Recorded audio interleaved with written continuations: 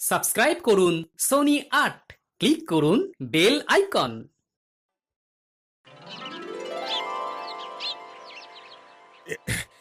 এই দেখো, তুমি এখনো রেগে আছো আমার উপর। আমার রাগতে বয়ে গেছে আপনার ওপর। তুমি কিছুতেই বুঝছো না, খরচ বাড়ছে। আয় না বাড়লে চলবে কি করে রাজ্য? বিদেশে আমাকে যেতেই হবে। সব বুঝেছি, সব বুঝেছি। আপনার আমাকে অসহ্য লাগছে, তাই আপনি বিদেশে যাচ্ছেন, তাই তো? তুমি আমায় ভুল বুঝছো। রাজ্য চালাতে অর্থের প্রয়োজন আছে। কেন এতদিন রাজ্য বুঝি চলছিল না? এতদিন যেভাবে চলছিল সেভাবেই চলবে। সময় পাল্টাচ্ছে।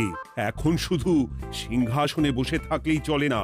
দেশ বিদেশ ঘুরে দেখতে হবে কিভাবে রাজ্যের উন্নতি হয়, লাভ হয়, সেই নিয়ে নতুন করে ভাবতে হবে। তার মানে আপনি ঠিক করে নিয়েছেন আপনি যাবেন, তাই তো? হ্যাঁ। আর যতদিন আপনি না থাকবেন এখানে কি হবে ভেবে দেখেছেন মহারাজ? কে সামলাবে সব?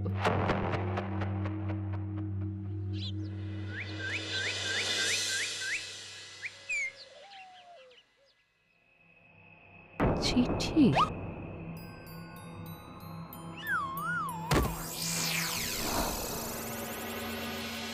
আমি অনেক ভেবে দেখলাম, আসলে এসব সিংহাসন, ক্ষমতা, প্রতিপত্তি অর্জন করা আর রক্ষা করার জটিলতার চেয়ে বাকি জীবনটা শান্তির সাথে বনে কাটিয়ে দেওয়াই ভালো। বলছি সবই তো বুঝলাম, কিন্তু এই শান্তিটা কে? মহারাজ সন্ন্যাসী হয়ে গেলেন আর এসব নিয়েও তুমি ভাড়ামি করছো গোপাল? ও মা গো, এবার কি হবে? চিন্তা করবেন না রানীমা, কৃষ্ণনগরকে আমি আমার বুক দিয়ে আগলে রাখবো। আপনার ছাতির মাপটা ঠিক মতো জানেন তো মন্ত্রী মশাই? মানে ওই গোটা কৃষ্ণনগরকে কি আপনি আপনার বুকের মধ্যে আগলে রাখতে পারবেন? গোপাল! মার্জনা করবেন মন্ত্রী মশাই। আমি বলছিলাম কি, ওইসব আগলে টাগলে রাখার আগে ওই ভালো করে খুঁজে দেখুন সব। মানে কি বলতে চাইছো কি তুমি? মহারাজকে খুঁজে বার করুন মন্ত্রী মশাই, লোক পাঠান। তিনি হয়তো এখনো বেশি দূর যেতে পারেননি। এটা কিন্তু ঠিক বলেছে গোপাল, তাকে একবার যদি খুঁজে পাই আমরা।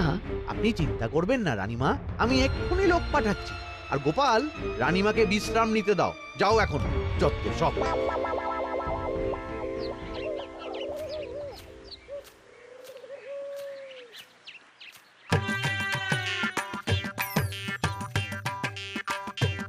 কই গো, গেলে কই? এক ঘটি জল দাও দেখি। ওই জলই খেতে হবে, শুধু জল। ঘরে এক দানাও চাল নেই। বাজারে না গেলে আজ হরি মটর। রাজ্যে রাজা নেই আর তুমি ঘরে চাল নেই বলে চিল্লামিল্লি করছো। চত্ব সব। ও মা গো, মহারাজ রাজ্যে নেই তো গেলেন কই? বনবাসে। সে কি গো, এবার কি হবে তাহলে? কপালে যা লেখা আছে তাই হবে, আর কি। এই তোমার চাকরিখানা থাকবে তো? না থাকলে বাটি হাতে বেরোবো, চিন্তা কি?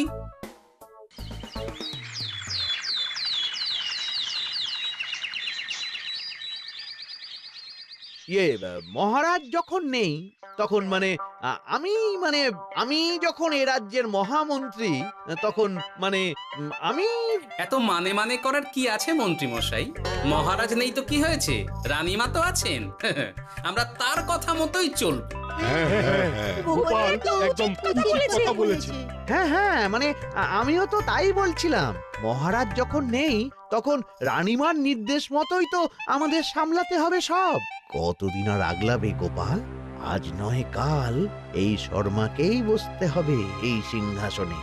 যতদিন পারি ততদিন তো চেষ্টা করতেই হবে মন্ত্রী মশাই। আপনি যদি চলেন ডালে ডালে, আমি চলি পাতায় পাতায়। রাজা মশাই আছেন? আমি অনেক দূর থেকে আসছি।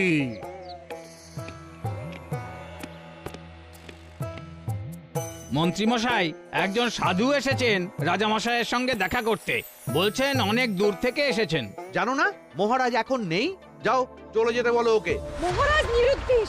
এই মুহূর্তে সত্যিই যদি কোনো প্রাজ্ঞ সাধু বাবা রাজবাড়িতে তার পায়ের ধুলো দেয়, বলা তো যায় না যদি মহারাজের হদিস তিনি দিতে পারেন। ঠিক ঠিক, একদম ঠিক বলছেন পণ্ডিত মশাই। বেশ, ডেকে আনো তাকে, দেখি সে কি বলে। মহারাজ আমার প্রণাম নেবেন। উনি মহারাজ নয়, উনি মন্ত্রী। আসুন সাধু বাবা, আসুন, আসন গ্রহণ করুন।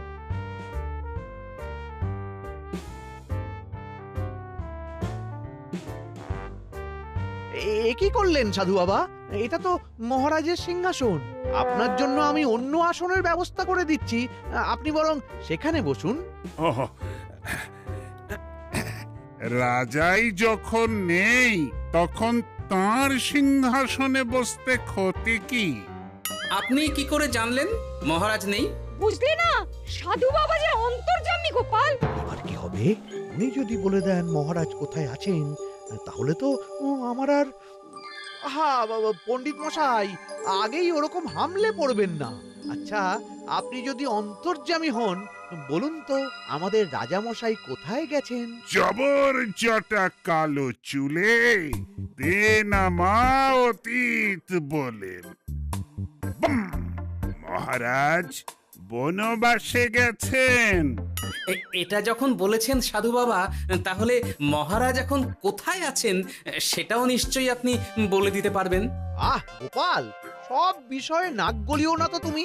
ঠিক ঠিক আছে, রাজা মশাইকে নিয়ে চিন্তা হওয়া তো খুবই স্বাভাবিক, কিন্তু গোপাল, রাজা মশাই বনবাসে গেছেন, তাকে আর সংসার মায়ায় বাঁধা ঠিক কাজ হবে না। এ আপনি কি বলছেন সাধু বাবা? মহারাজ না থাকলে রাজ্য চলবে কেমন করে? নতুন রাজা নির্বাচন করতে হবে। এই তো খেলা জমে গেছে, একে দিয়েই কাজ হবে মনে হচ্ছে। আহা সাধু বাবা, এসব নিয়ে নয় পরে আলোচনা করা যাবে। এই কে আছো? সাধু বাবার পা ধুইয়ে দাও ভালো করে। না, বিষয়টা ঠিক সুবিধের মনে হচ্ছে না। আহা মন্ত্রী, করেছ কি? আমি সাধু মানুষ, এত খেতে পারি কি? ও বললে হবে না সাধু বাবা, আপনার জন্য নিজে দাঁড়িয়ে থেকে মহারাজের খাস হালুই করকে দিয়ে রাঁধিয়েছি সব। এ দেখুন না একটু, অমৃত অমৃত। বেশ বেশ, এত করে বলছো যখন, বাহ বাহ, চমৎকার চমৎকার। আমি জানি তো যে এমন খাবার আপনি আগে কখনো খাননি। তা বটে বটে, ভেবেছিলাম কটা দিন বিশ্রাম নিয়ে চলে যাব। এখন দেখছি যা আদর আতিথেয়তা শুরু করেছো তোমরা, তাতে তো মাস কয়েক কাটিয়ে না গেলে আমারই লোকসান হবে। থাকুন না, থাকুন, যতদিন ইচ্ছা থাকুন। আমার ইচ্ছা অনুযায়ী সব চললে তো ওই গোপালের জায়গায় আপনাকেই সবার মহারথী করে রেখে দিতাম চিরকাল। এসব কি বলছো মন্ত্রী? কেন, পরিকল্পনাটা মন্দ নাকি? আমি হব এই রাজ্যের নতুন রাজা, আর আপনি হবেন আমার রাজসভার প্রধান মহারথী। বটে, কাজটা খুব একটা কঠিন না। মহারাজ বনবাসে, আর আপনি নিজেই তো বললেন তাকে ফিরিয়ে আনাও ঠিক হবে না। তাহলে তা বলেছি, কিন্তু বাকি অন্যান্য সভাসদেরা আছে, তারা তো। আরে ছাড়ুন তো ওদের কথা। আকাশে হাত ছড়িয়ে আর একবার মন্ত্র পড়ে নেবেন, বলবেন এই রাজ্যের রাজা হওয়ার ক্ষমতা একমাত্র আমার মধ্যেই আছে। ব্যাস, সবাই মানতে বাধ্য। তারপর আমার একটা হিল্লে হয়ে গেলে আপনারটার ব্যবস্থাও আমি করে দেব, বুঝলেন? বুঝলাম, একেবারে জলের মতো পরিষ্কার। ব্যাস, কালই তাহলে কাজ শুরু করে দিন। বেশি দেরি করে তো লাভ নেই। বলা তো যায় না, মহারাজের যদি রানীমার জন্য মন কেমন করে, রাজ্যে ফিরে আসে, ওসব হওয়ার আগেই সেরে ফেলতে হবে সব কাজ। রাজা হওয়ার খুব তাড়া দেখছি তোমার মন্ত্রী। ওপরে ওঠার ইচ্ছা কার না থাকে বলুন তো সাধু বাবা? আর মাত্র কটা দিনের অপেক্ষা, ব্যাস, তারপরেই এই সিংহাসনের মালিক হব আমি, কৃষ্ণনগরের নতুন রাজা হব আমি। সমস্ত ধন দৌলত থাকবে আমার এই হাতের মুঠোয়। কি অত ভাবছেন মন্ত্রী মশাই একা একা? মানে কি ভাবছি তার কৈফিয়ত তো তোমায় দিতে হবে। হ্যাঁ হিমা, ছি ছি ছি, আপনি কেন কৈফিয়ত দেবেন? আপনার মুখ দেখলেই তো বোঝা যাচ্ছে যে আপনি কি ভাবছেন। তাই বুঝি? তা বলো দেখি কি ভাবছি আমি। আপনি ভাবছেন ওই কৃষ্ণনগরের সিংহাসনের কথা। শুনে ফেললো নাকি সব? আপনি ভাবছেন আমাদের মহারাজের কথা, তাকে কিভাবে ফিরিয়ে আনা যায় সেই কথা, তাই না? মহারাজকে যে আর ফিরিয়ে আনা যাবে না,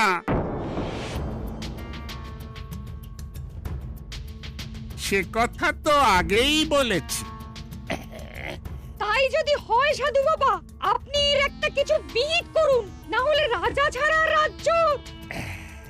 ঠিক বলেছ, রাজা রাজ্য, নুন ছাড়া তরকারি, আলো ছাড়া দিন, জল ছাড়া জীবনের মতো।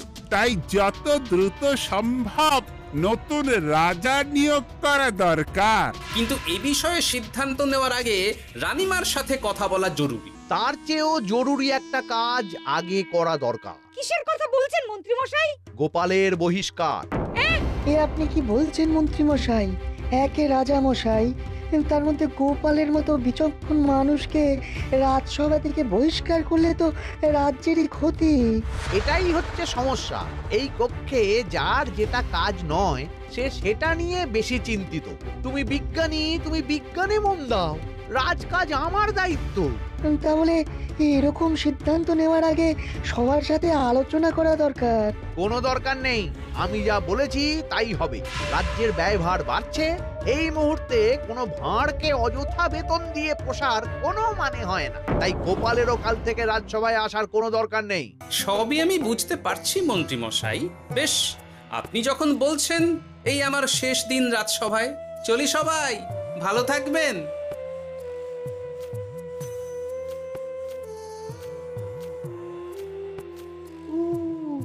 এত সহজে যে বেটা মাঠের বাইরে চলে যাবে বুঝতেই পারিনি আগে। এবার আমার আর সিংহাসনের মাঝে নেই কোনো বাধা, নেই কোনো কাটা। তুমি চিন্তা করো না, আমি নিজে মন্ত্রীর সাথে কথা বলবো। না না রানীমা, সেসবের দরকার নেই। মহারাজ ছাড়া রাজবাড়ি শূন্য শূন্য লাগে, আমারও মন লাগছে না এখানে। বেশ, যা ভালো বোঝো তাই করো, তবে ডাকলে এসো কিন্তু। হ্যাঁ রানীমা, নিশ্চয়ই আসবো। এখন আমি চলি। যাক, এই কদিনে মাথাটা খেলানোর সময় পাওয়া যাবে একটু, না হলে কেমন যেন গুলিয়ে যাচ্ছে সব। কি যে বলো গোপাল দাদা, এই শেষ দুটো শাঁখের আটি নিয়েও দরদাম করবে তুমি? ওরে, আমি বেকার মানুষ, দরদাম না করে উপায় আছে আমার? হ্যাঁ শোনো শোনো শোনো, মহারাজ কৃষ্ণচন্দ্রের অবর্তমানে কৃষ্ণনগরে নতুন রাজা হিসেবে নির্বাচিত হবেন রাজ্যের মহামন্ত্রী। সেই শুভানুষ্ঠানে রাজবাড়িতে আমন্ত্রণ রইল। এসব কি হচ্ছে বলো তো গোপাল দাদা? ভেতরের খবর আছে নাকি কিছু? না গো ভাই, তুমিও যা জানো আমিও ততটুকুই জানি। ও গোপাল দাদা, ব্যাপার কি? এ সময় এখানে কি চাই? রানীমার জরুরি তলব, এখনই ওই রাজবাড়ি যেতে হবে তোমাকে। কিন্তু আমার যে বাজার হয়নি এখনো। আরে ওসব বাজার টাজার পরে হবে, তুমি এখন আমার সাথে চলো তো। মন্ত্রীকে আমি বিশ্বাস করেছিলাম, ও যে এইভাবে বিশ্বাসের সুযোগ নেবে আমি একদম বুঝতে পারিনি। আমাদের এক্ষুনি অন্যান্য সভাসদদের সাথে কথা বলা দরকার রানীমা। কারোর সাথে কথা বলার দরকার নেই রানীমা, আমি নিজেই চলে এসেছি আপনার সাথে কথা বলতে।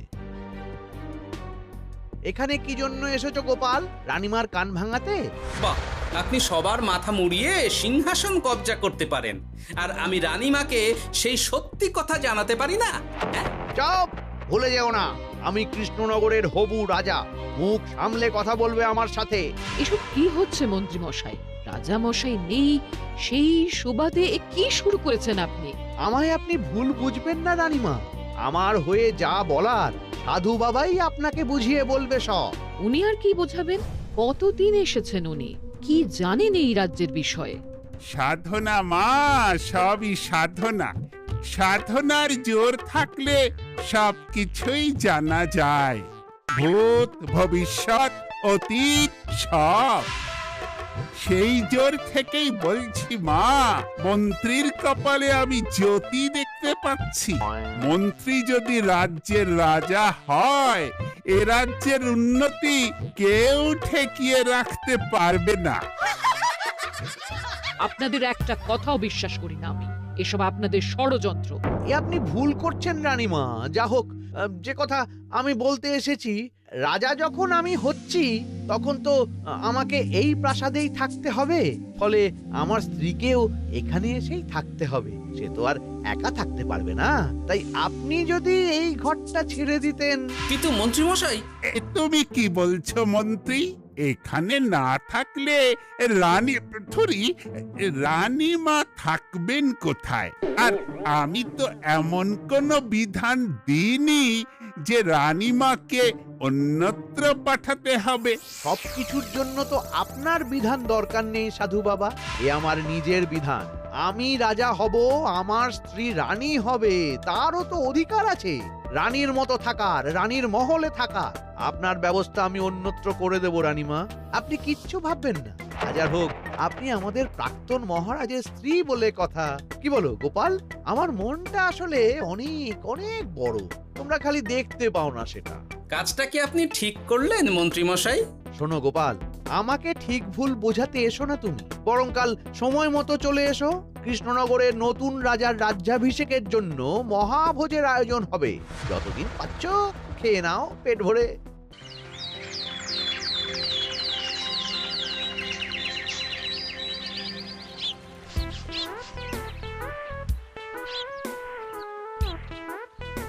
আরে এগুলো আবার কি পরে আছে এখানে? কি এ তো মহারাজের পোশাক, এখানে এসব কি করে এলো? তাহলে কি মহারাজ?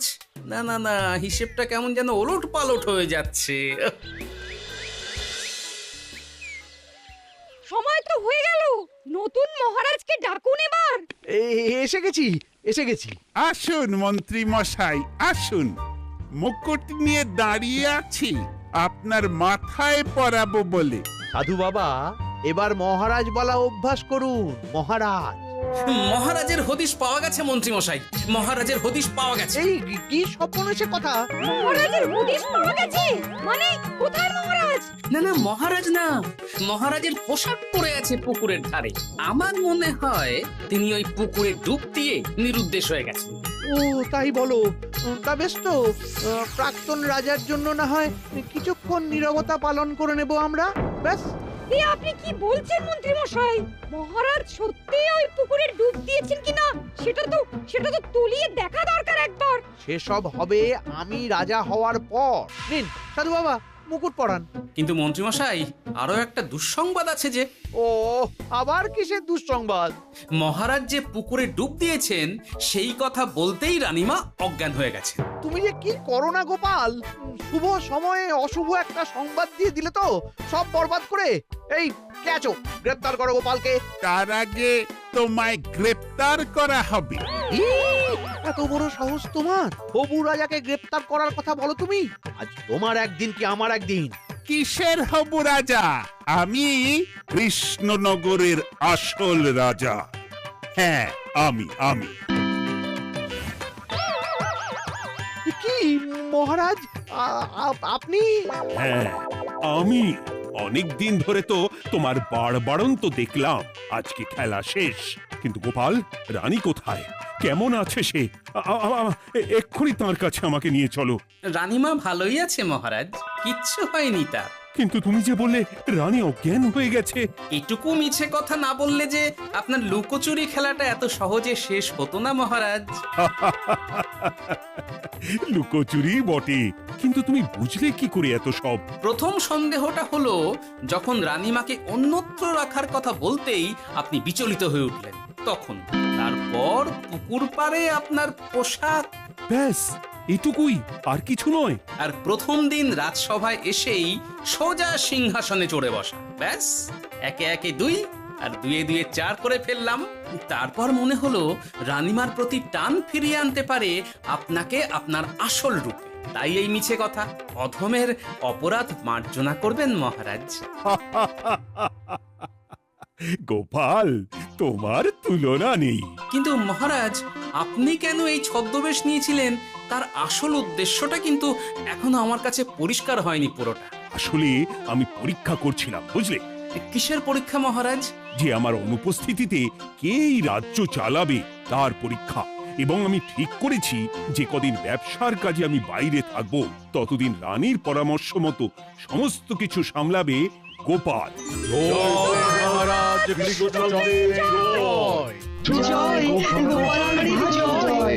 আর আমি মহারাজ? তুমি থাকবে পেয়াদা। এ কি শুধু জল আর ভাত? আগেই বলেছিলাম বেশি বেরো না, রাজা হবেন। এখন খাও খাও, জল ভাত খাও। চেষ্টায় তুমিও আমাকে ভুল বুঝলে গিন্নি। For more updates, subscribe to our channel, click the show links and enjoy watching the videos.